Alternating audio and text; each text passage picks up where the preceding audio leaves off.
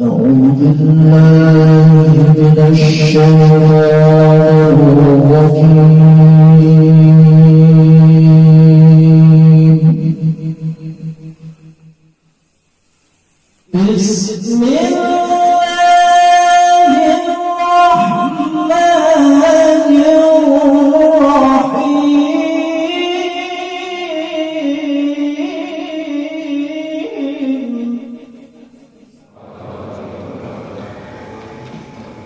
بسم الله الرحمن الرحيم.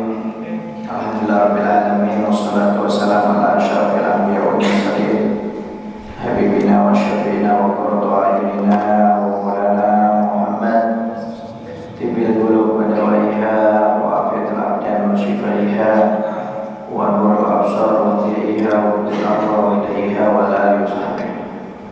Subhanaka la ilma lana illa ma 'allamtana innaka antal alimul hakim. Rabbi shrah li sadri wa yassir li amri wahlul 'uqdatam min lisani yafqahu qawli. Amma ba'd. Bismillahirrahmanirrahim. Wa qala musannif rahimahullah anhu wastaghfiru min amalil bir wa af'alil khair mastata'tum fi syahri Ramadan li fadli awqatihi wa husulil mudha'afati fihi wa qatra'is thawab wa taysiril amal bil khairat. Wa ammal mudha'afatu falamma warada anna nafila fi Ramadan ya'dilu thawabaha thawabal fariidhah wal fariidhatu fihi bisab'ina fariidhatan fi ghairi. Wa amma tayassur amal bil khair fi Ramadan fala anna nafsal al amarata bisu' masjunatun bil ju' wal atas wasayatin muthabbitina anil khair mu'awwikina anhum musaffaduna la yastati'una al-fasad. Wa kama yanbaghi lil mu'min an yastakthira min al-a'mali shalihah fi hadhihi syahri wa yushari'u fiha wa kadzalika yanbaghi lahu an yubaligha fi taharrus anil mukhalafat wa yakun fi nihayatil abdi anha fa inna ma'asi fil awqat fadilah yakunu ismuha aziman wa wasluha katsiran.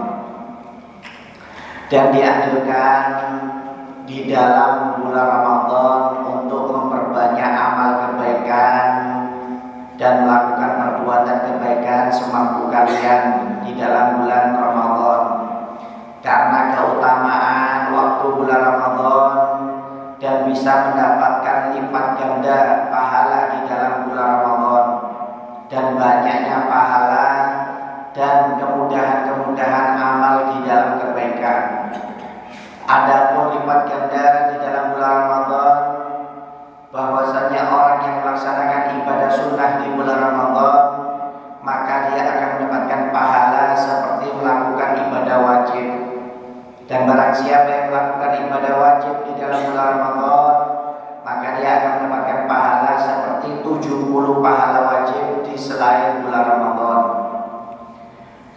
Adapun dimudahkan amal-amal dalam kebaikan di bulan Ramadan itu dikarenakan hawa nafsunya yang mengarah kepada kejelekan sudah dipenjara dengan lapar dan haus, dan setan-setan sudah diikat oleh Allah Subhanahu wa taala sehingga bisa memudahkan orang untuk beramal dengan kebaikan di bulan Ramadan.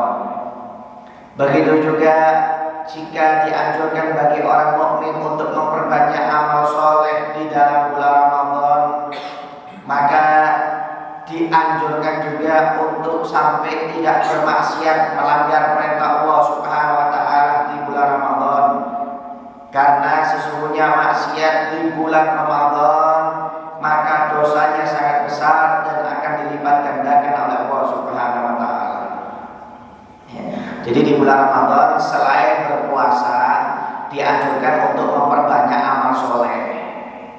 Karena apa? Karena bulan Ramadan itu pahalanya nggak sama dengan ibadah di bulan lainnya. Sampai diriwayatkan kata Nabi Muhammad, jika kita beribadah sunnah di bulan Ramadan dapat pahala wajib, dan jika beribadah pahala wajib di bulan Ramadan dapat 70 pahala wajib. Contoh tadi Anda sholat tahiyatul masjid. Kalau di bulan sekarang Anda tahiyatul masjid cuma dapat pahala sunnah. Nanti kalau di bulan Ramadan tahiyatul masjid dapat pahala wajib. Tadi kita sholat isya, sholat fardu cuma dapat 1 pahala fardu. Tapi kalau sholat isya di bulan Ramadan dapat 70 pahala wajib. Jadi dilipat gandakan, nggak sama. Ya, makanya dianjurkan untuk memperbanyak amal soleh. Rugi kalau orang di bulan Ramadan tidak memperbanyak amal soleh. Yang dikerjakan cuma puasa saja, ya bagus. Cuma jangan puasa aja, amal-amal yang lainnya juga ditingkatkan. Ya, kenapa? Karena hawa nafsunya yang biasa ngajak dia malas sudah dipenjara dengan lapar dan haus, dan setan-setan sudah diikat. Jadi tidak ada alasan orang untuk bermalas-malas di bulan Ramadan.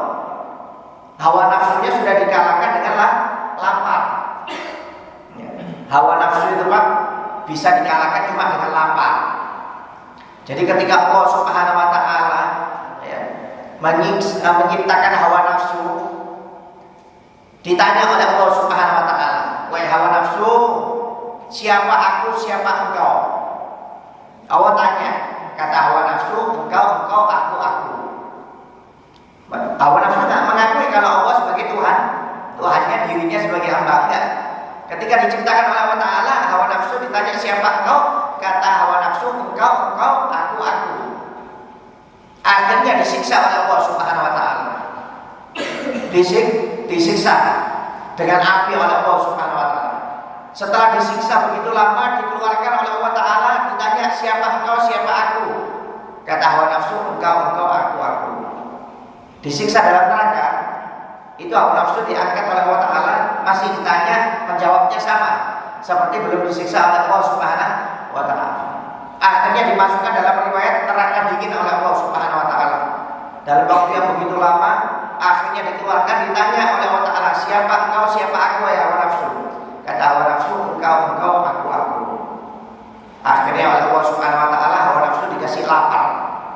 Tidak disiksa, cuma dikasih lapar. Akhirnya ketika dikasih lapar nggak kuat hawa nafsu. Ditanya oleh Allah, siapa engkau, siapa aku? Engkau Allah Tuhanku dan aku adalah hambamu. Baru mengakui. Jadi kalahnya hawa nafsu ini dengan lapar. Ya. Jadi hawa nafsu ini harus dilawan, Pak. Kalau nggak dilawan repot. Ya. Sampai kata Imam Busiri, hawa nafsu itu harus dilawan, disapih seperti bayi yang sudah umur 2 tahun, jangan disusui terus. Sudah waktunya disapih itu disapih, nangis biarkan sudah. Kenapa? Karena kalau sudah lebih dari 2 tahun nggak bagus ASI itu. Harus disapih memang. Biarkan dia nangis, kasih cara apapun supaya bayi itu tidak menyusu lagi kepada ibunya kalau sudah berumur 2 tahun. Ya. Karena susu ibu itu kalau sudah lebih dari 2 tahun nggak bagus. Untuk bayi nggak bagus. Ya apalagi kalau susu sampai 3 tahun, 4 tahun nggak bagus. Yang bikin bongol bayinya ini. Ya. ASI itu bagusnya cuma 2 tahun. Ya. Begitu juga hawa nafsu jangan dituruti terus, harus disapih. Kalau nggak disapih repot. Kita bakal menuruti hawa nafsu. Ya, seperti anak itu Pak. Anak kan kalau nggak dituruti sedikit nangis, nanti kita turuti. Ayo kau beli permen. Nanti nangis sedikit minta es krim, kita belikan es krim. Jangan seperti itu. Akhirnya anak bisa sakit. Gara-gara kita turuti terus tiap nangis, pagi dibelikan ke toko, warung, mamanya ke Indomaret, nanti siang diajak ke Indomaret, sore diajak ke Indomaret, malam diajak, lama-lama sakit itu anak. Kenapa? Terlalu dituruti. Nggak boleh, jangan dituruti, biarkan nangis. Nanti akan berhenti dengan sendirinya dia. Kalau kita turuti terus itu anak bakal minta terus, semakin jadi, semakin manja. Begitu juga kalau hawa nafsu dituruti terus, bakal manja Pak. Kita bakal kalah dengan hawa nafsu. Ya. Dan mengalahkan hawa nafsu itu caranya adalah dengan berpuasa. Jadi kalau sudah berpuasa, tidak ada alasan untuk mengurangi amal ibadah di bulan Ramadan. Hawa nafsunya sudah dikalahkan dengan lapar, dengan haus, kemudian setannya sudah diikat. Jadi tidak ada alasan buat kita untuk mengurangi ibadah di bulan Ramadan dengan alasan lapar. Tidak ada alasan. Lapar, haus itu bukan alasan. Ya. Bukan untuk mengurangi ibadah kita, bukan. Ya. Tergantung niatnya dia. Ya. Kadang-kadang orang kalau bekerja di bulan Ramadan dikira gak tahan. Kadang-kadang lebih enak bekerja di bulan Ramadan. Ya. Semakin uang sudah kerja mulai pagi, gak taunya sudah pulang mau buka, gak terasa. Ya, seakan-akan cepat waktu itu. Kenapa? Karena dia memang semangat. Jadi maaf kalau orang puasa itu tenaganya bisa lebih daripada orang yang tidak berpuasa. Subhanallah. Coba Anda lihat ya. Kalau Anda sudah lihat puasa pagi sahur, itu walaupun siang, sore, perut itu gak akan berontak, gak bakal asam lambung. Coba kalau Anda gak puasa, pagi sudah makan, itu jam 12, jam 1 itu perut sudah kerucuk. Kalau jam 3 bisa asam lambung Anda. Itu bedanya orang puasa dengan orang tidak puasa. Walaupun sama-sama makan pagi, kalau dia niat puasa, siang sore itu perut gak bakal berontak, gak mungkin asam lambung. Tapi kalau gak puasa, gak niat, walaupun sudah makan pagi, siang sore itu kalau gak makan perut bisa berontak dan mungkin bisa asam lambung gitu. Ya. Karena memang sudah dikasih kekuatan lebih oleh Allah Subhanahu wa Ta'ala. Makanya dianjurkan untuk memperbanyak ibadah. Ya, diantaranya sholat taraweh. Ya, sholat taraweh. Makanya kalau makan jangan banyak-banyak. Ya, bukanya itu jangan banyak-banyak. Kalau terlalu banyak buka, akhirnya lemes. Kalau sudah lemes ngantuk, akhirnya nggak semangat tarawehnya. Kalau mau makan banyak nanti setelah taraweh nggak apa-apa. Ya. Kalau maghrib itu makan secukupnya aja, jangan dituruti hawa nafsu, pengen makan ini. Puasa ini makan sedikit kenyang, subhanallah. Coba kalau bukan puasa, 2 piring habis, 3 piring habis. Tapi kalau puasa makan sepiring kenyang, subhanallah, sudah ditakdir memang oleh Allah Ta'ala. Ya, makanya jangan terlalu kenyang. Ya, kalau habis maghrib makan secukupnya aja. Kemudian mandi, setelah mandi berangkat ke masjid untuk sholat isya, kemudian sholat taraweh. Sholat taraweh jangan ditinggal. Ya. Kalau bisa sholat taraweh semampunya. Anda mau sholat 11 silahkan, mau 23 boleh. Ya. Dalam riwayat orang yang melakukan sholat taraweh 1 rakaat seperti melakukan sholat 1000 rakaat di hari yang lainnya. Itu pahalanya, Pak. Jadi kalau Anda sholat 11 rakaat berarti seperti 11.000 rakaat. Kalau Anda sholat 23 rakaat seperti 23.000 rakaat. Tinggal Anda ya, mau yang 11 silahkan, mau yang 23 silahkan. Lebih banyak lebih bagus. Ya, kalau Imam Abu Hanifah menganjurkan 23 dan mensunahkan 23. Kalau Imam Malik menganjurkan 23, mensunahkan 39. Witirnya 3, tarawihnya 36. Imam Malik punya murid Imam Syafi'i. Imam Syafi'i menganjurkan dan mensunahkan 23. Imam Syafi'i punya murid Imam Ahmad bin Hambal. Imam Ahmad bin Hambal menganjurkan 11 minimal, tapi disunahkannya 23. Ya terserah, mau 11 boleh, mau 23 boleh. Ya jangan pakai patokan yang sahih hadisnya 11, yang 23 nggak sahih. Jangan, semuanya betul. Ya nggak betul itu nggak sholat tarawih. Ya. Kalau Anda mengatakan yang 11 sahih, yang 23 enggak sahih, kenapa di Masjidil Haram, di Masjid Nabawi 23 sholat tarawihnya 1 juz lagi tiap hari? Ya. Jangan. Semua hadis itu sama, Pak. Nabi itu kalau Nabi setiap tempat itu kadang-kadang beda-beda cara. Walaupun yang 11 ini dari Siti Aisyah, hadisnya sahih Muslim. Ya, di dalam hadis Sahih Muslim yang lainnya, Siti Aisyah mengatakan, aku tidak pernah melihat Nabi sholat duha seumur hidupku. Padahal tidak ada, Nabi tidak pernah sholat duha. Nabi selalu sholat duha. Tapi dalam hadis Sahih Muslim, Siti Aisyah mengatakan, aku tidak pernah melihat Nabi sholat duha. Selama bersamaku tidak pernah melihat Nabi sholat duha. Kenapa Siti Aisyah mengatakan seperti itu? Karena Siti Aisyah cuma melihat melalui matanya saja. Tapi mata sahabat yang lain, Nabi nggak pernah meninggalkan sholat duha. Kenapa? Karena Nabi sholat duhanya itu selalu keluar, bukan di rumah. Jadi Siti Aisyah tidak pernah melihat Nabi sholat duha. Sholatnya selalu di luar, dan itu diriwayatkan dalam hadis sahih yang lainnya oleh sahabat yang lainnya. Seakan-akan bertentangan. Kenapa hadis sahih yang dari sahabat mengatakan Nabi tidak pernah meninggalkan menganjurkan sholat duha, tapi Siti Aisyah hadisnya sahih kok mengatakan Nabi tidak pernah sholat duha. Bukan bertentangan, bukan mana yang betul mana yang salah, karena Nabi memang nggak pernah sholat duha di rumah. Makanya Siti Aisyah nggak paham. Nabi sholat duhanya di luar.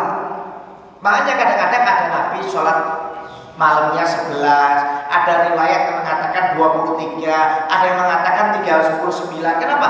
Nabi itu beda-beda caranya.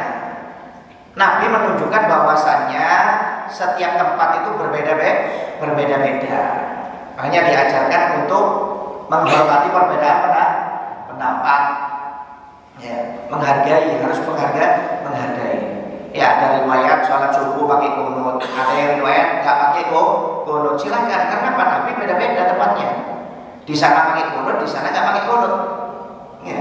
Bahkan sebulan sebelum meninggal dunia, Nabi Muhammad sholat subuhnya selalu pakai kunut. Ini yang dipakai madhabnya oleh Imam Syafi'i.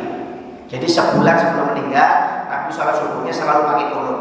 Ini yang dipakai oleh madhab Syafi'i. Tapi Imam Abu Hanifah, Imam Malik, Imam Ahmad bin Hanbal nggak pakai kunut. Nggak ada masalah, terserah mau pakai kunut boleh, nggak pakai kunut boleh. Tinggal kita yang menghargai perbedaan pendapat. Oh nggak ada nih hadisnya kunut ini.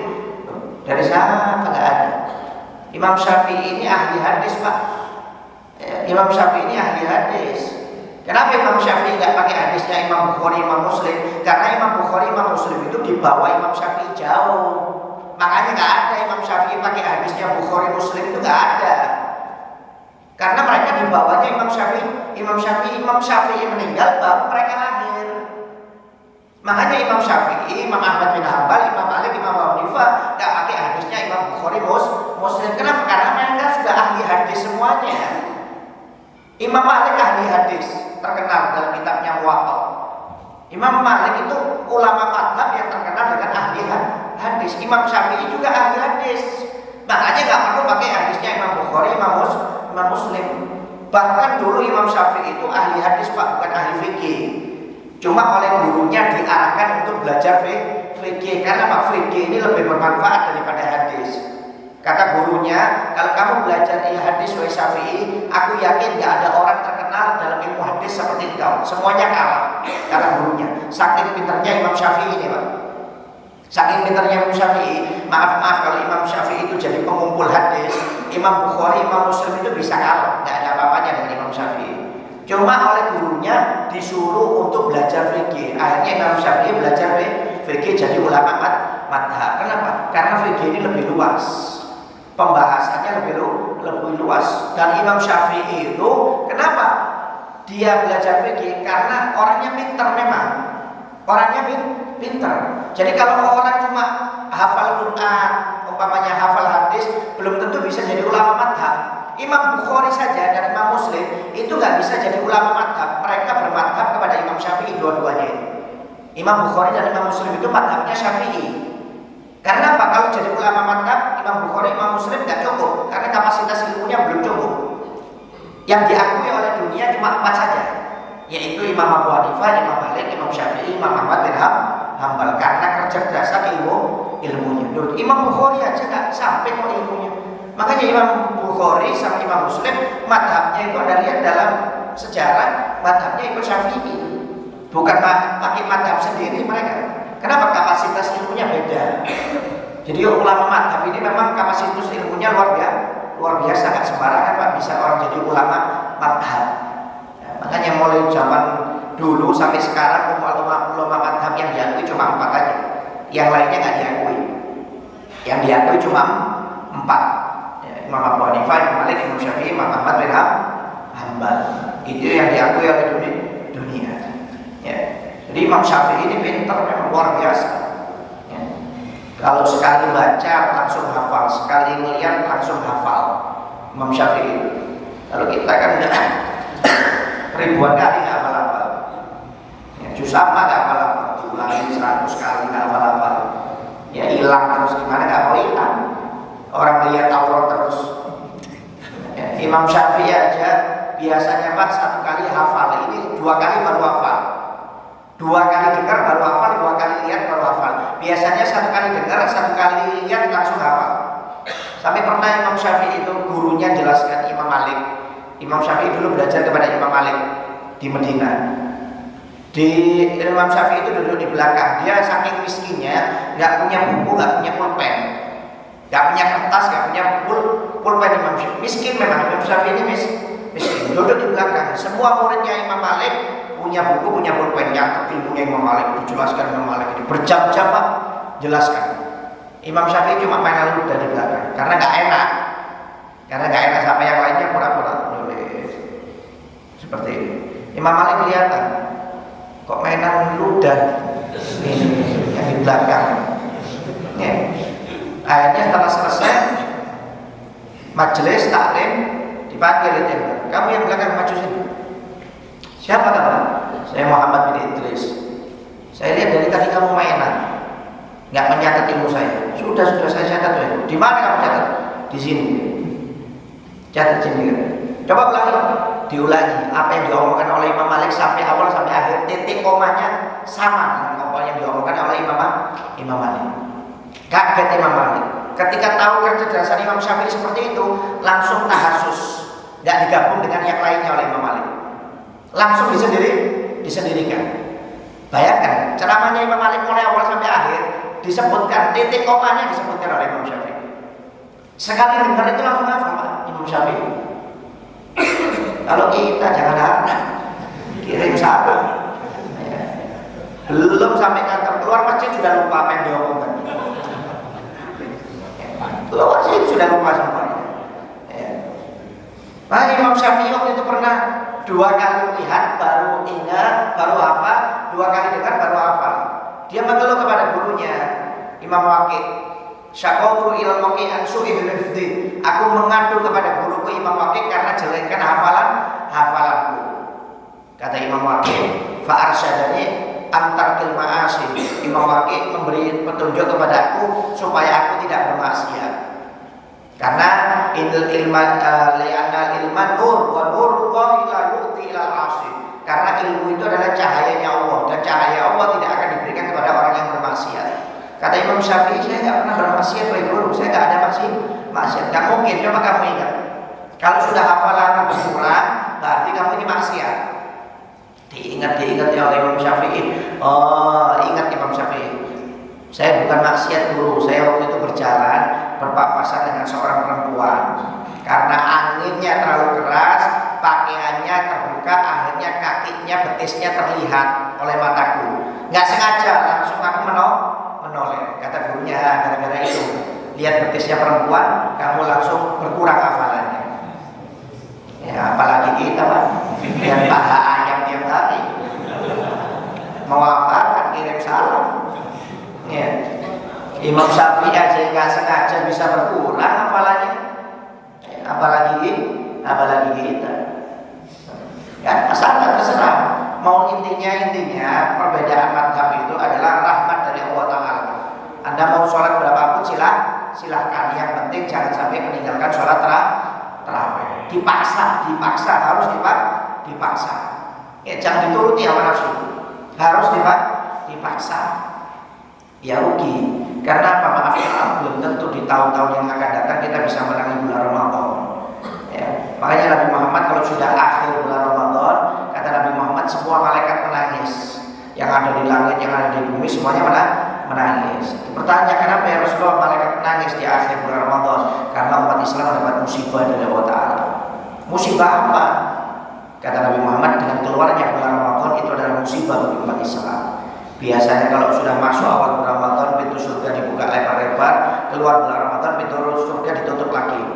Pintu neraka biasanya selain bulan Ramadan dibuka, masuk bulan Ramadan ditutup, keluar bulan Ramadan dibuka lagi pintu neraka oleh Allah Ta'ala. Setan-setan biasanya diikat di bulan Ramadan, di bulan setelah keluar bulan Ramadan setan dilepas kembali. Amal ibadah tidak dilipat gandakan lagi, doa-doa nggak dikabulkan oleh Allah Ta'ala, dan dosa-dosa belum tentu diampuni oleh Allah Subhanahu wa Ta'ala. Makanya keluarnya bulan Ramadan itu adalah musibah buat kita, kata Nabi Muhammad SAW. Cuma kadang-kadang orang menyepelekan bulan Ramadan, seakan-akan disamakan dengan bulan yang lainnya. Padahal bulan Ramadan ini bulan penuh berkah. Ya, sampai-sampai maksiat di bulan Ramadan dilipat gandakan juga oleh Allah Subhanahu wa Ta'ala. Hati-hati, kalau pahala juga dilipat gandakan, maksiat di bulan Ramadan juga dilipat gandakan dosanya oleh Allah Subhanahu wa taala. Oleh karena itu jangan sampai bermaksiat di bulan Ramadan. Waliyadzubillah min dzalik. Orang yang nggak bisa memuliakan bulan Ramadan, maka dia tidak akan dimuliakan oleh Allah Taala. Barang siapa yang nggak bisa menghormati bulan Ramadan, dia tidak akan dihormati oleh Allah Subhanahu wa taala. Bulan Ramadan ini bulan yang mulia, bulan yang istimewa, wajib dimuliakan, wajib dihormati. Dengan apa? Memperbanyak ibadah kepada Allah Subhanahu wa taala. Kemudian selain sholat tarawih, dianjurkan untuk memperbanyak baca Quran. Kenapa? Karena bulan Ramadan ini syahrul Quran, nuzulul Quran. Karena diturunkan bulan Al-Quran itu di bulan Ramadan. Ya, dari Lauhul Mahfuz ke Baitul Izza secara langsung diturunkan di bulan Ramadan. Ya, pada tanggal 17 Ramadan. Bukan Al-Quran saja, semuanya. Injil diturunkan kepada Nabi Isa, Taurat diturunkan kepada Nabi Musa, Zabur diturunkan kepada Nabi Daud. Itu semuanya di bulan Ramadan. Dari Lauhul Mahfuz ke Baitul Izza secara langsung. Dari Baitul Izza diturunkan kepada Nabi Muhammad itu Al-Quran secara bertahap selama 23 tahun semasa kenabian Nabi. Jadi makanya dinamakan nuzulul Quran. Tanggal 17 Ramadan itu nuzulul Quran. Injil semuanya sama. Cuma kalau Injil, Taurat, Zabur bukan tanggal 17 Ramadan. Ada riwayat mengatakan tanggal 5, ada yang mengatakan tanggal 9-nya, ada yang mengatakan tanggal 12, beda-beda. Tapi kalau Quran 17 Ramadan. Quran diturunkan pada tanggal 17 Ramadan. Intinya semua kitab Allah itu diturunkan di bulan Ramadan oleh Allah Subhanahu wa taala. Ya, makanya dianjurkan untuk memperbanyak baca Quran di bulan Ramadan. Ya. Imam Syafi'i biasanya kalau di selain bulan Ramadan hatam 1 kali Quran tiap hari. Ya, kalau masuk bulan Ramadan 2 kali hatam, pagi hatam, malam hatam. Jadi selama bulan Ramadan 60 kali hataman Imam Syafi'i. Ya, saya tak Abdurrahman Segaf kalau selain bulan Ramadan 2 kali hatam. 1 pagi hatam, malam hatam. Tapi kalau masuk bulan Ramadan pagi 2 kali, malam 2 kali. Jadi sehari 4 kali hatam, sebulan 120 kali hataman. Ya. Kalau kita 1 juz saja sudah alhamdulillah. Ya. Cuma juz Quran ya, bukan juz melon, juz naga ya. Saya masih 5 juz kuat aja itu. Ya. Ini juz Quran. Ya. Makanya orang-orang dulu itu mau perbanyak baca Quran di bulan Ramadan. Ya. Jangan sampai nggak baca Quran, ya rugi. Ya. Perbanyak baca Quran karena ada amal yang bisa ngasih syafaat kita, yaitu 2 amal, puasa sama Quran. Quran sama puasa itu yang bisa memberi syafaat kepada orang yang mengamalkannya. Kalau sholat Pak nggak ada syafaatnya, sedekah nggak ada syafaatnya. Ya. Yang bisa kasih syafaat itu cuma 2 aja, ibadah baca Quran sama puasa. Itu kalau orang itu ahli puasa atau ahli Quran, maka dia akan diberi syafaat oleh Al-Quran. Al-Quran itu akan menerangi kuburannya sampai hari kiamat nanti. Begitu juga puasa itu akan memberi benteng tameng di dalam kuburnya sampai hari kiamat. Jadi Quran, Quran. Oleh karena itu perbanyak baca Quran. Kalau orang dulu itu senang baca Quran, Pak. Ya, senang baca Quran. Sampai ada keluarga Bafakol itu di Hadramut, di Tarim, itu saking senangnya baca Quran, itu mulutnya nggak bisa berhenti. Jadi kalau mau masuk kamar mandi, lidahnya digigit. Kenapa? Kalau nggak digigit langsung baca Quran dia, otomatis. Bayangkan, langsung otomatis baca Quran, jadi nggak bisa dikontrol, mulutnya itu nggak bisa dikontrol. Jadi kalau masuk kamar mandi digigit, sampai luka itu pokoknya. Pokoknya kalau tiap masuk kamar mandi digigit karena di kamar mandi kita boleh baca Quran. Bayangkan, sampai otomatis mulutnya ini nggak bisa berhenti. Kerjaannya baca Quran terus. Ya. Sampai ada juga dari keluarga Al-Khatib, ya, itu saking pintarnya baca Quran, bukan dari atas ke bawah bacanya, dari bawah ke atas bisa, boleh. Dari bawah ke atas 30 juz itu bisa. Jadi bacanya itu Anas, bukan Qul A'udzu Birabbil Nas, dari bawahnya itu bisa dia.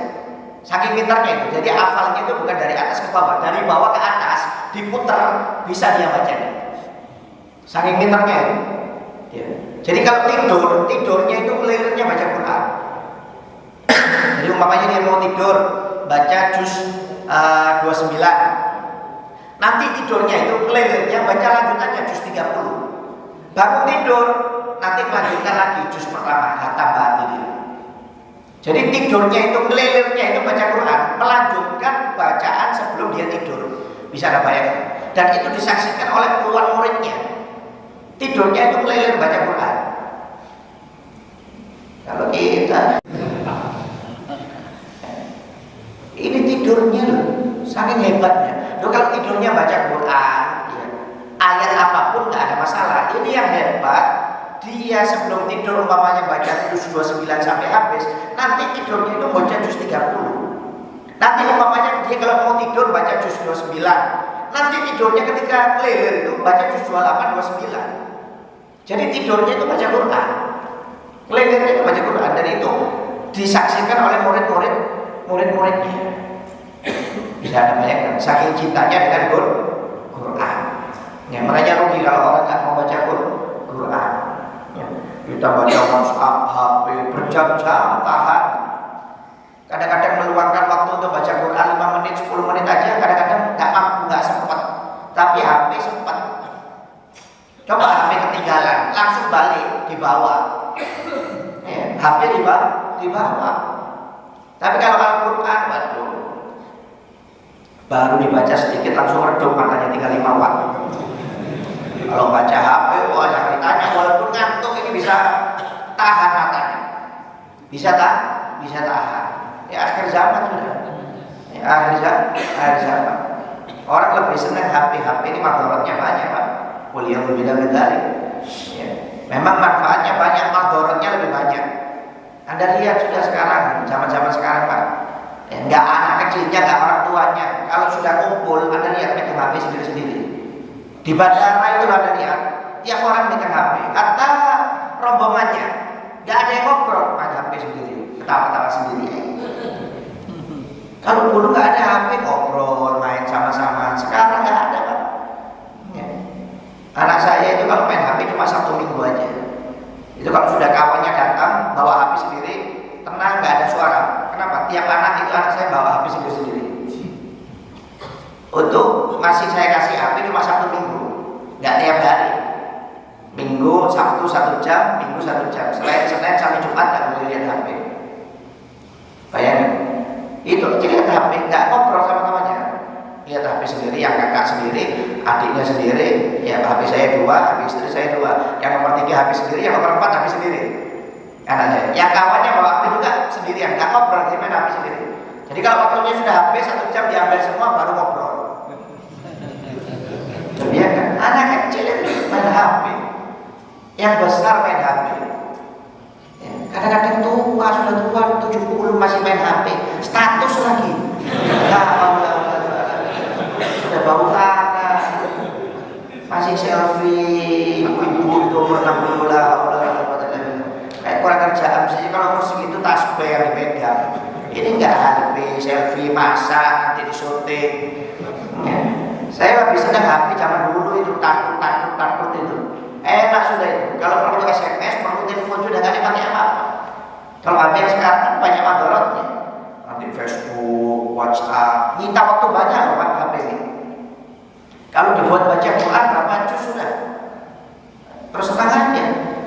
Kalau dibuat baca Quran berapa juz ini? Saking banyaknya ini. Ya bukan nggak boleh, kita boleh HP, cuma jangan sampai akhirnya mengalahkan dengan baca Quran.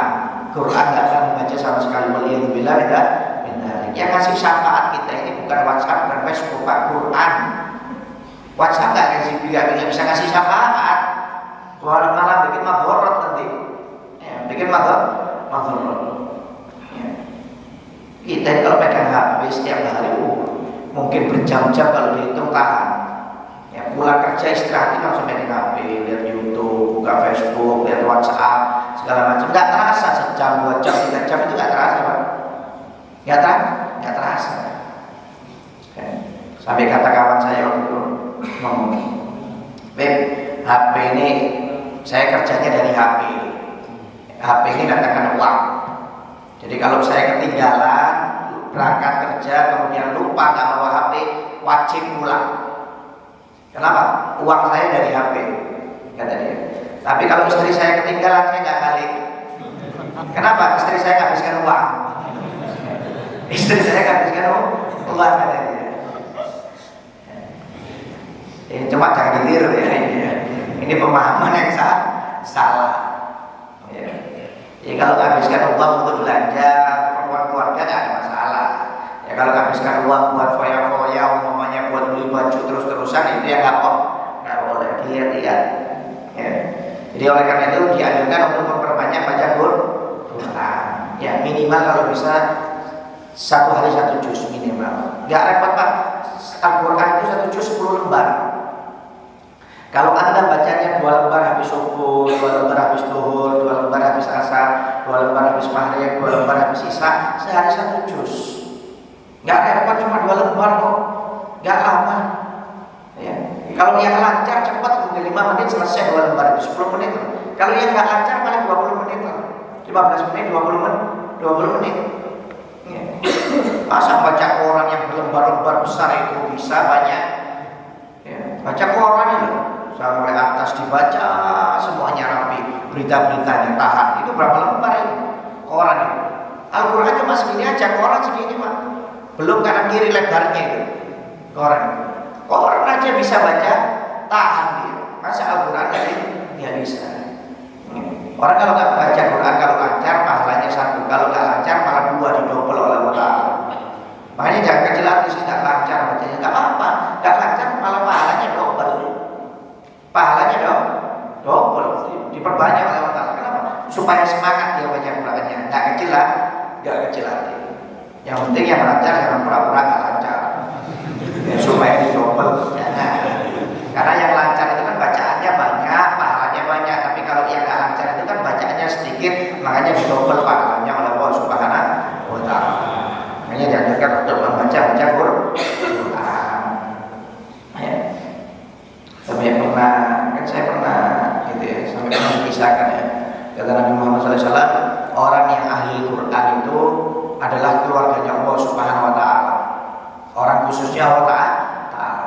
Orang yang ahli Quran itu Pak, bukan orang yang hafizul Quran saja, bukan. Orang yang istiqomah baca Quran tidak pernah lepas itu dianggap keluarganya Allah Ta'ala. Orang khususnya Allah Subhanahu wa Ta'ala. Kata Nabi Muhammad, sesungguhnya Allah memiliki keluarga.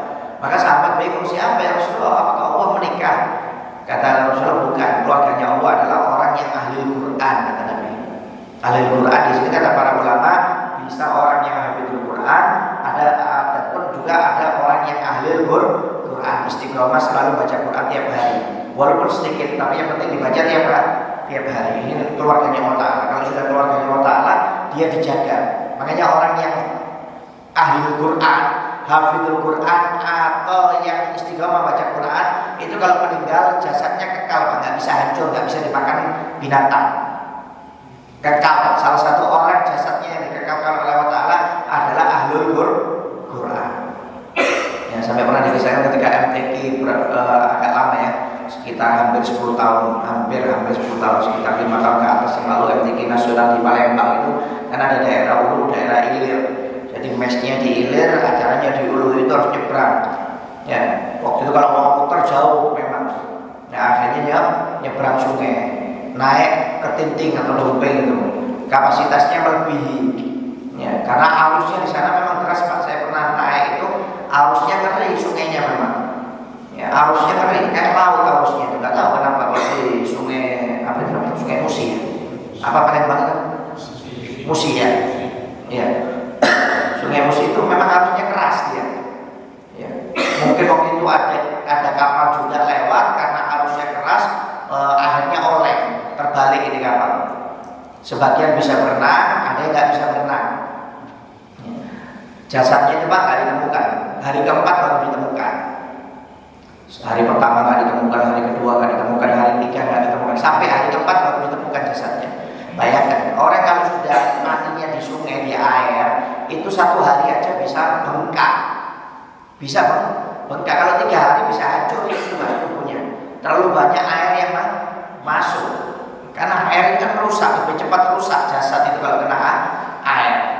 Mending tidak ditemukan di darat daripada di air. kalau di air itu lebih cepat busuk. Ini hari keempat ditemukan jasadnya utuh, seperti orang baru meninggal, nggak ada cacatnya sama sekali. Yang peserta MTQ, yang hafal Quran. Dan yang lebih hebat, Al-Qurannya masih ada dalam genggaman dadanya. Jadi meninggalnya itu 4 hari genggam Quran. Bayangkan, nggak bisa rentang. Ini kan biasanya kan orang tangannya pasti ke atas. Ini enggak, meninggalnya itu sambil genggam Quran. Qurannya itu masih ada, ketika ditemukan itu masih genggam Quran. Meninggal sambil di dada jadi Qurannya. Jasadnya utuh, 4 hari itu utuh, seger seperti orang baru meninggal. Bisa dibayangkan, dimuliakan oleh Allah Ta'ala. Makanya jangan meremehkan. Kita ini kalau insya Allah kalau rutin baca Quran, dimuliakan hidup kita oleh Allah Subhanahu wa Ta'ala. Oleh karena itu, luangkan waktu kita untuk membaca Quran, walaupun sedikit ya, walaupun setengah halaman, ya, walaupun 1 halaman umpamanya. Kalau bisa 1 lembar sehari nggak apa-apa. Yang penting istiqomah tiap hari dibaca, diluangkan waktu kita. Karena yang bisa memberi syafaat ini kita nanti adalah salah satunya adalah Al-Quran yang bisa memberi syafaat kita. Ya, dianjurkan untuk memperbanyak baca Quran, ya, sholat taraweh baca Quran, ya, kemudian memperbanyak sodakoh, ya, sodakoh diperbanyak karena pahalanya besar di bulan Ramadan, apalagi di 10 akhir bulan Ramadan. Ya kan, dalam riwayat barang siapa yang bersedekah pada malam Lailatul Qadar, maka dia akan bisa melewati jembatan Sirat secepat kilat, kata Nabi Muhammad SAW. Nah, kalau bisa sedekah itu di bulan Ramadan, pagi siangnya sama malamnya 2 kali. Ya, yang pagi dapat pahala juga, yang malam supaya dapat malam Lailatul Qadar. Ya, pokoknya intinya pokoknya mulai malam pertama bulan Ramadan itu dianjurkan untuk sedekah. Yang minimal kalau ada celengan lewat masukkan uang, walaupun 1.000, 2.000, 5.000, pokoknya tiap malam, apalagi kalau sudah 10 akhir diperbanyak. Sedekahnya jangan disamakan seperti sebelum 10 akhir. Makanya kalau biasanya 1.000 ini naik 5.000, kalau 10 akhir yang biasanya ngasih 5.000 naikkan 10.000, ngasihkan 20.000 ya dinaikkan supaya dapat malam Lailatul Qadar.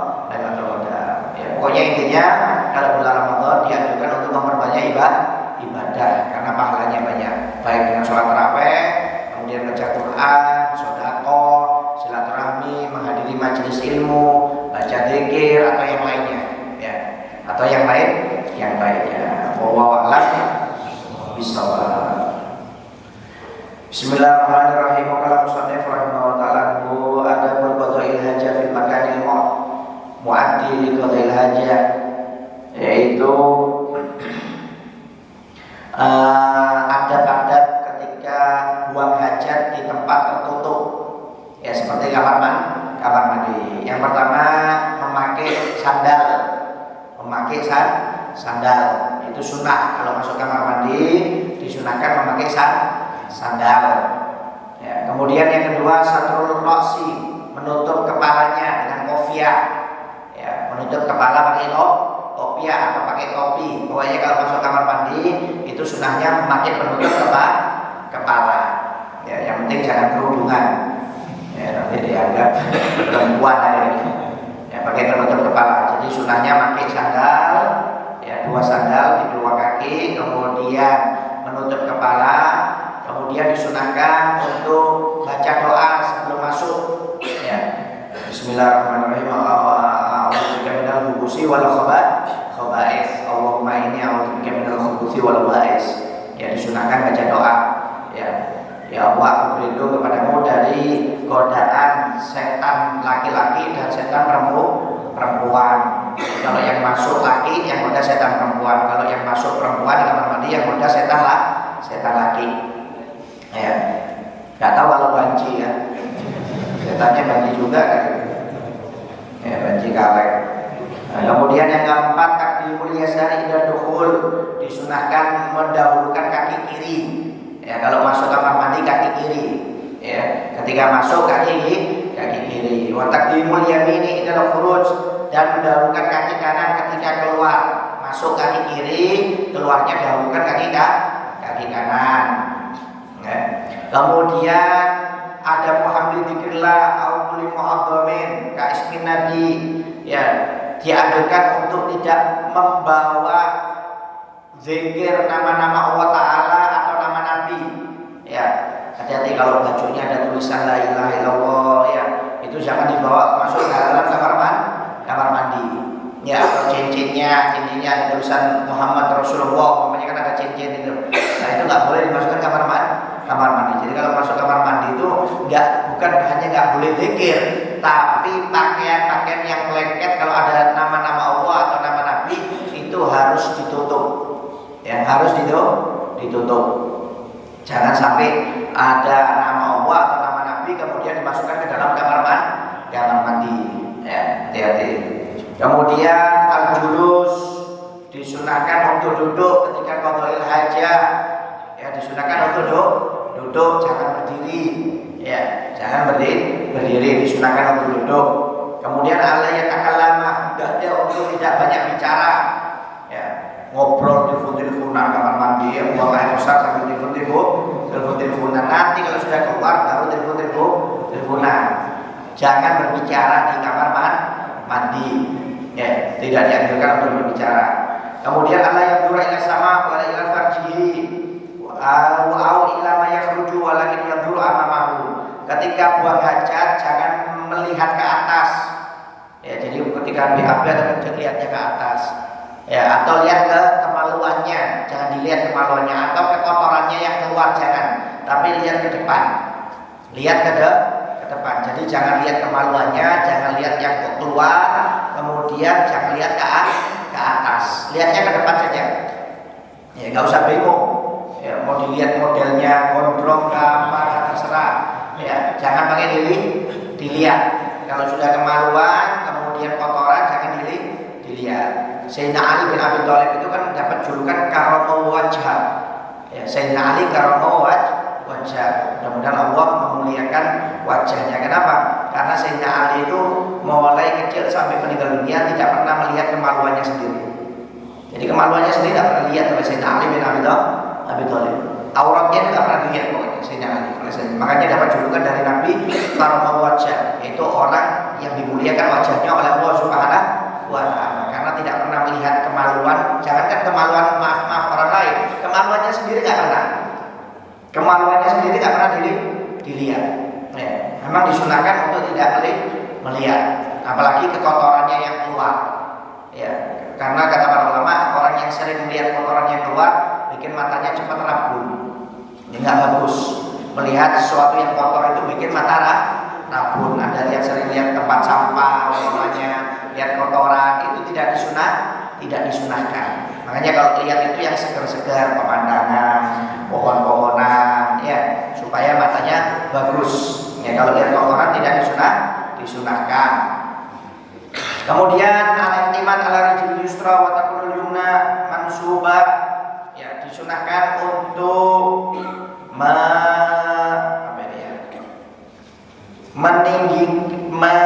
menegakkan kakinya yang kiri dan yang kanan dibuka, ya, seperti kencing itu, ya, yang apa? Ya, seperti ini, ya. Ini yang kiri, ditegakkan, dibuat sandaran pantat sebelah kiri, yang kanan diangkat. Ini cara buang hajat, buang air kecil. Ya, buang air kecil seperti ini. Kalau buang air kecil jangan jongkok seperti BAB. Ya, tapi duduknya seperti ini.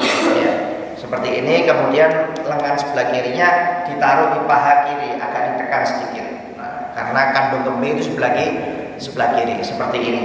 Ya, jadi kalau kencing seperti ini, ya. Yang kanan diangkat. Ini cara yang sunnah dari Nabi Muhammad SAW. Ya. Seperti itu. Kalau BAB jongkok, jongkok. Ya, jangan seperti ini. Kalau BAB, ya, jongkok aja. Ya, kalau seperti ini takut jengking nanti, ya, jatuh, ya. Ya. Kalau kencing seperti tadi, ya. Kemudian Disunahkan Allah yang suka untuk tidak meludah. Ya, ketika buang hajat jangan sampai meludah. Ya. Kemudian ayat asabiyadi hendaknya tidak menggosok dengan tangannya. Ya, jangan digosok-gosokkan dengan tangannya. Kemudian Allah yarfa'a thawbahu hatta yatna min al-'atshi'an fasai'an. Ketika mau buang hajat, jangan langsung dibuka. Ya, sarungnya itu jangan langsung dibuka, tapi dibukanya perlahan-lahan sambil duduk. Ya, jangan langsung diangkat ke depan gini. Ya, tapi disunahkan diangkat pelan-pelan sambil duduk baru. Ya, itu sunahnya. Biar auratnya itu tidak terbuka bahasanya. Ya, jadi bukanya pelan-pelan. Ketika sudah selesai, nurunkannya juga pelan-pelan sambil berdiri. Jangan langsung diturunkan. Kalau langsung diturunkan akhirnya nyentuh ke lantai. Nanti takutnya najis. Nurunkannya juga pelan-pelan sesuai dengan berdirinya. Ya. Kemudian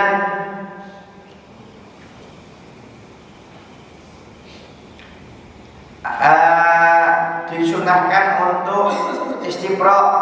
Ya, istibrak. Jadi kalau setelah selesai buang air kecil jangan langsung disiram. Ya, kalau laki-laki dipijat bawahnya ya, dipijat bagian bawahnya, dipijat bawahnya 3 kali sambil didehem 3 kali. Kalau perempuan cuma didehem saja. Ya, jadi kalau habis kencing jangan langsung disiram, diamkan dulu sampai selesai keluarnya, nggak ada keluar lagi, baru ada pijat 3 kali sambil didehem, ditunggu lagi baru disiram. Jangan pokoknya sudah kalau nggak keluar tetesannya yang banyak sudah keluar semuanya tinggal sedikit langsung disiram, jangan. Ya, tapi biarkan dulu. Kalau sudah tetes-tetesnya nggak keluar lagi, baru ada pijat 3 kali bawahnya sambil didehem. Kalau sudah didehem, biarkan dulu sebentar, baru ada siram, kemudian baru selesai. Ya, itu sunahnya qadha'il hajat di tempat tertutup. Wallahu a'lam bishawab. Mungkin ada yang mau ditanyakan? Ada yang mau bertanya?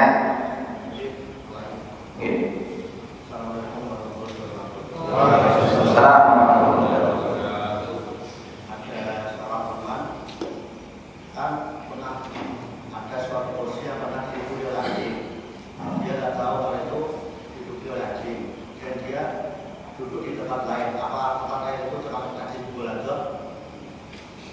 Jadi gini ya, yang Anda lihat dengan mata kepala sendiri itu yang dianggap najis mulahadhah. Kalau Anda tidak melihat dengan kepala Anda sendiri, nggak usah, tidak dihukumi najis. Kalau katanya orang enggak.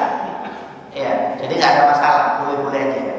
Ya, jadi kalau namanya apalagi itu najisnya sudah nggak kelihatan, kayak kering, nggak ada ludahnya sama sekali. Ya, karena ulama khilaf, ada mengatakan yang najisnya itu ludahnya, air liurnya, ada yang mengatakan bulunya, umpamanya. Kalau Imam Syafi'i mengatakan semuanya, baik ludahnya, baik liurnya maupun bulunya.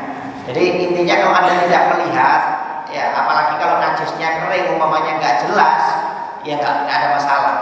Yang jadi hukum itu kalau Anda melihat langsung dengan mata kepala sendiri, ya itu baru dijadikan hukum. Ya kalau umpamanya cuma katanya orang Anda tuh di sana ada bekas anjing, di sana bekasnya anjing, dilihat dulu. Ya, takutnya kan najisnya sudah kering. Kalau najisnya masih basah, ya masih baru, nah itu bisa dihukumi najis karena najisnya masih ada. Tapi kalau sudah kering terus kemudian nggak kelihatan, nggak ada masalah. Ada lagi ya? Ada lagi ya? Waalaikumsalam.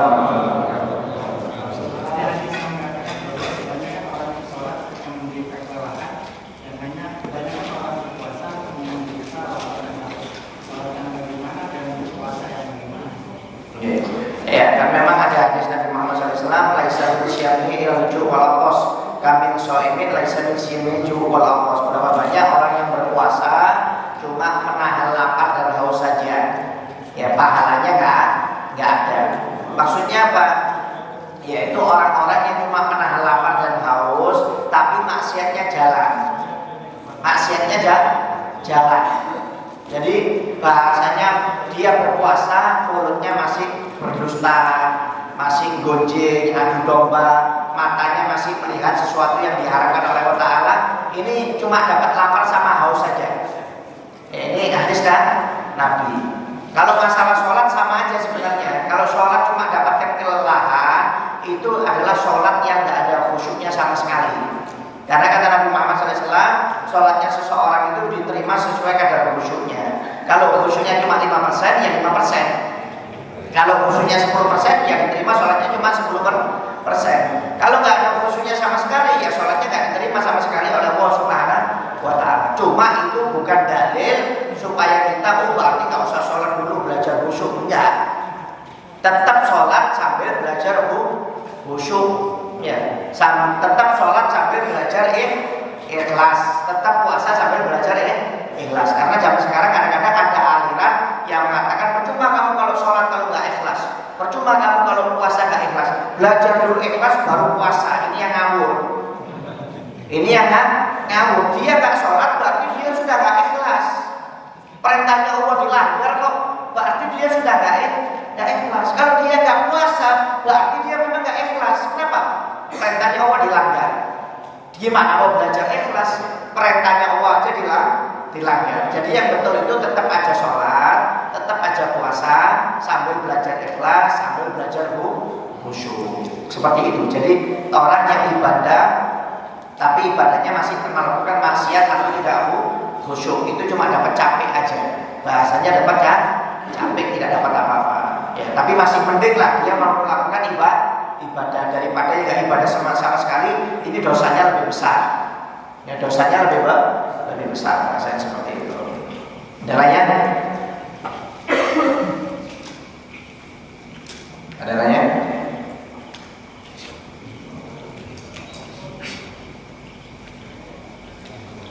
Ada? Waalaikumsalam.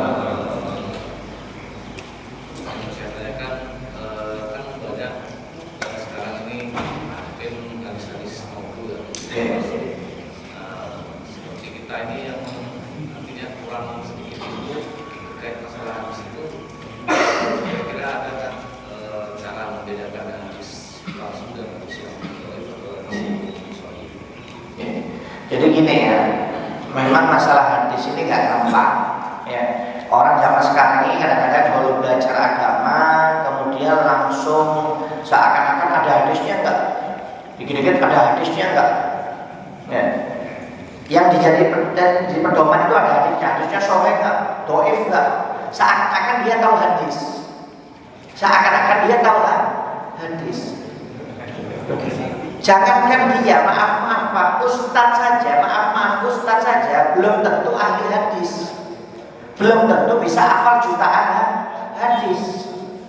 Orang itu faktanya beda-beda. Ada yang hafizul Quran, tapi dia nggak paham hadis, nggak paham fikih. Ada orang yang ahli fikih, tapi nggak bisa hafal Quran, nggak paham hadis. Maksudnya hadisnya nggak hafal. Ada orang yang hafal hadis, tapi dia nggak hafal Quran, nggak tahu masalah hukum fikih. Setiap orang itu pendidikannya beda-beda. Kalau ada orang mengatakan dikit-dikit hadis, tanyakan dulu dia ahli hadis apa enggak. Ya ustaz aja kadang-kadang belum tentu hafal jutaan hadis. Jangankan jutaan ribuan hadis saja belum tentu bisa hafal. Kalau bukan ahlinya. Jadi kalau kita mau bedakan, ya maaf. Kalau kita orang biasa ya repot. Memang ada hukum mustalah hadis, ilmu mustalah hadis, ilmu yang membahas masalah tingkatan derajat hadis. Itu banyak, ada puluhan. Tingkatan yang paling tinggi memang tingkatan sahih. Sahih pun itu macam-macam, ada sahih bil kitab, ada sahih bil dobat. Ada yang sahih dua-duanya bil kitab, bil dobat. Itu ada pecahannya lagi. Ya, jadi intinya semua hadis itu bahasanya ya walaupun dhaif ya itu tetap dari Nabi Muhammad SAW. Yang membuat doif atau tidaknya itu sebenarnya perawinya, orang yang meriwayatkannya. Jadi ada hadis sahih. Kalau periwayatnya orangnya bagus, ahli ibadah, gak pernah bohong, maka hadisnya kuat, jadi hadis sahih. Tapi kalau periwayatnya orangnya nggak kuat, kadang-kadang berbuat maksiat, ini turun derajatnya jadi doif. Jadi doif sahih itu tetap dari Nabi Muhammad. Yang bikin doif itu perawi hadisnya, bukan hadis. Orang zaman sekarang kadang-kadang itu hadisnya sahih atau doif. Seakan-akan doif ini bukan dari Nabi. Doif tetap dari Nabi, cuma perawinya yang doif. Kalau lafaz hadisnya tetap dari Nabi, kecuali hadis maudhu, hadis palsu. Nah kalau kita nggak bisa paham hadis ya repot. Jadi kalau ingin paham sebenarnya bukan kapasitas kita. Seperti hukum fikih, kita kan nggak tahu hukum fikih, tanya kepada pakar fikih bahasanya, baru tahu. Begitu juga kalau tanya masalah hadis, juga tanya kepada orang pakar hadis. Jadi kalau kita sendiri mau bedakan ya repot sebenarnya. Repot. Kalau seperti saya bukan pakar hadis, saya nggak bisa bedakan mana yang sahih, mana yang doif. Ya, saya hukum ini doif, nggak bisa. Saya harus lihat perawinya dulu. Memang harus dilihat perawinya. Kecuali kalau sering saya dengar hadis ini sahih, berarti saya tahu ini kenapa? Karena saya sering dengar. Kalau ini hadis doif, saya sering dengar, memang hadisnya doif karena saya pernah belajar. Tapi kalau nggak pernah belajar ya repot. Ya. Intinya kalau dari kita ini nggak usah terlalu membahas masalah hadis sahih maupun doif, karena bukan kapasitas kita untuk menentukan hadis tersebut doif atau sahih. Walaupun untuk umpamanya membedakan, kita belajar umpamanya, tetap belajarnya harus kepada orang yang ahli hadis dan harus ada kitabnya mustalah hadis. Jadi sebenarnya repot kalau kita mau menentukan, karena saya sendiri pun nggak bisa menentukan. Saya harus buka hadis juga. Hadis pun banyak, ada hadis Bukhari, ada hadis Muslim, ada Tirmidzi, ada Nasa'i, macam-macam. Ya, ada kutubus sittah. Ya, saya sendiri bukan orang yang ahli hadis. Jadi kalau ditanya ya nggak paham juga. Ya. Jadi harus tanya juga kepada orang yang ahli hadis. Kalau Anda ingin tahu hadis sahih umpamanya, ya Anda beli buku namanya ilmu mustalah hadis. Itu di sana Anda akan paham hadis sahih itu seperti apa syaratnya, hadis hasan seperti apa syaratnya, hadis yang dinamakan hadis dhaif ada berapa macam, hadis maudhu itu apa, itu akan tahu Anda. Tapi juga belajarnya harus ada gurunya, karena repot mustalah hadis ini kalau nggak ada gurunya nanti takutnya salah paham. Jadi kalau seperti kita, seperti Anda atau saya, kalau mau menentukan mana hadis sahih, dhaif, pasti repot juga, karena kita bukan orang ahli hadis. Jadi yang bisa menentukan orang ahli hadis. Ya harus ada memang hafalannya yang kuat. Ya kalau kita cuma beli buku aja lah, kalau pengen buku hadis Bukhari Muslim, ya Anda pelajari. Nanti di sana banyak yang sahih. Ya, jadi kalau seperti kita langsung menentukan nggak bisa ya. Kalau kita lihat hadis ini sahih apa enggak, nggak bisa. Itu harus ada, nanti ada perawinya di sana. Bukhari, ada Muslim, umpamanya ada Tirmidzi, ada Nasa'i. Nanti kalau memang hadis hasan ada tulisannya hasan. Nanti kalau dhaif ada tulisannya dhaif. Biasanya seperti itu kalau di dalam kitab-kitab itu. Ya ada predikat hadisnya. Jadi kalau kita mau lihat secara langsung nggak bisa. Ya nggak bisa. Walaupun saya nggak bisa.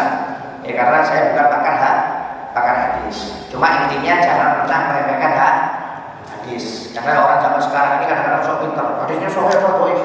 Ya seakan-akan ahli hadis. Ustadznya aja yang dia belajar belum tentu ahli hadis. Ya, jangan dikit-dikit sahih, dikit-dikit dhaif. Ada dalilnya nggak? Ada dalilnya nggak? Nggak semua harus ada dalilnya, Pak. Kalau kita ada dalilnya, kita ini orang awam, terima jadi aja. Ulama mengatakan ini, hukumnya ya kita terima. Ya. Seperti Anda dikasih resep dokter itu loh. Kenapa dok obatnya ini? Apa alasannya Anda? Apa dasar hukumnya kalau kasih resep itu? Ya ditempelin sama dokternya Anda. Ya. Nggak usah. Terima jadi seperti Anda sakit, Pak. ke dokter dikasih resep ya langsung diambil aja, dokter yang tahu obatnya. Begitu juga kalau kita masalah VG, jangan ditanya lagi apa dasar hukumnya ini, kok VG-nya hukumnya seperti ini, apa dasar hukumnya? Enggak, itu ulama VG yang ngatur, kita tinggal terima aja. Jadi rukunnya sholat ini, hal-hal yang membatalkan sholat ini, hal-hal yang membatalkan wudhu ini, nggak usah ditanya dalilnya. Dalilnya itu sudah ulama VG yang ngatur, kita tinggal terima aja, terima jadi. Seperti itu aja. Ya. Ada lainnya? Waalaikumsalam. Tadi kan dikatakan saat bulan puasa itu setan dekat dan hawa nafsu dengan apa? Iya. Sedangkan di lingkungan kita sendiri banyak kita temui seorang itu berpuasa tapi masih melakukan Maksiat. ya. Iya. Itu Jadi gini ya, kata para ulama, kenapa orang di bulan Ramadan masih ada yang maksiat? Yang pertama, ulama mengatakan itu karena efek dia selalu bermaksiat, jadi racunnya masih ada. Contohnya Pak, orang yang narkoba atau minuman-minuman keras, minumannya sudah habis tapi dia masih teler. Efek sampingnya ini. Jadi selama 11 bulan karena dia berkawan dengan setan, masuk bulan Ramadan setannya sudah diikat, dia masih ada efek racunnya.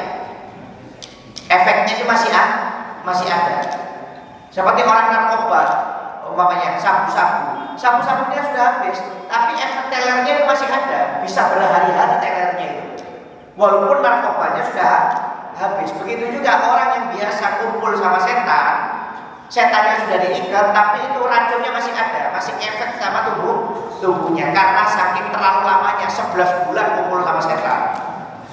Jadi efeknya itu masih lengket kata para ulama. Ya. Jadi susah karena dia sudah terbiasa masih maksiat, mau meninggalkan itu berat, efeknya itu masih ada. Kemudian yang kedua kata para ulama, kenapa masih ada orang yang bermaksiat? Padahal setan sudah diikat. Kata para ulama, yang diikat itu jenderal-jenderalnya setan, yang kopral-kopralnya itu dilepas. Jadi kalau ada orang yang bermaksiat di bulan Ramadan, itu baru diganggu sama yang kecil-kecilnya aja. Jenderal-jenderalnya sudah diikat. Kalau sama yang kecilnya aja sudah kalah, apalagi sama jenderalnya. Bahasanya seperti itu. Kemudian yang ketiga kata para ulama, yang diikat itu setan yang nggak kelihatan mata. Setan yang kelihatan mata dilepas. Jadi kalau Anda lihat ada teman Anda ngerokok di siang hari bulan Ramadan, itu setan. Itu setan. Ya, setan yang kelihatan mata. Kenapa? Setannya yang asli sudah diikat, kok ini muncul setan baru. Ya jadi hati-hati. Pokoknya kalau bulan Ramadan kelihatan teman Anda makan, minum yang muslim, merokok tanpa sebab, Anda lari aja. Kalau nggak Anda pukul, karena itu setan. Ya.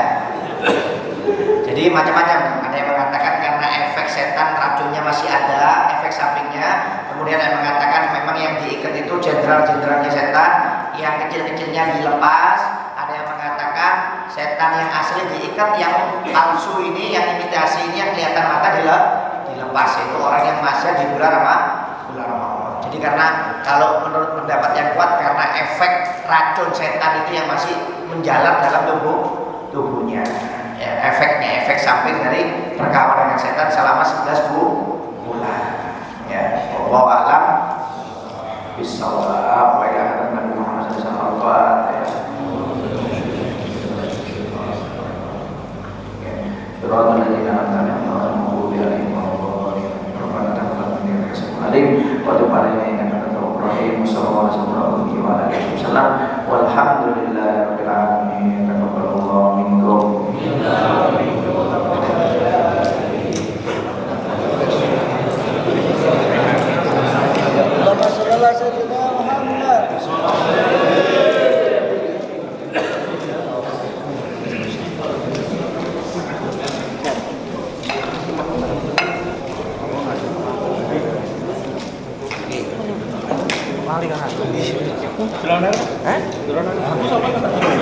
Terima kasih.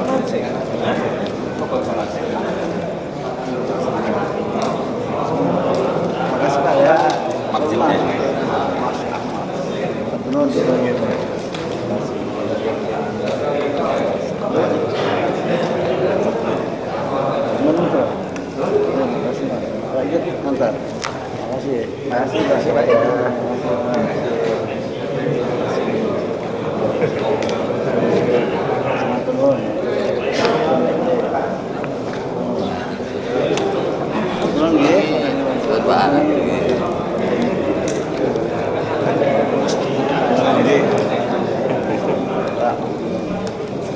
Aman. Terima kasih Man ya.